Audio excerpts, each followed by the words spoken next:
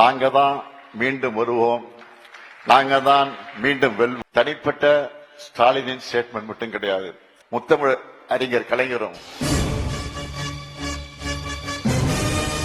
தனிப்பட்ட ஸ்டாலினின் ஸ்டேட்மெண்ட் மட்டும் கிடையாது. இது உங்க கனவு, தமிழ்நாட்டு மக்களின் கனவு. தந்தை பெரியாரும் பேரறிஞர் அண்ணாவும் முத்தமிழ் அறிஞர் கலைஞரும் கண்ட கனவு. இது இந்த முத்துவேல் கருணாநிதி ஸ்டாலின் கொடுக்கிற உறுதிமொழி. இதையெல்லாம் நனவாக்கி 2030ஆம் ஆண்டில் தமிழ்நாடு $1 டிரில்லியன் பொருளாதாரமாக உயர்த்துவோம்.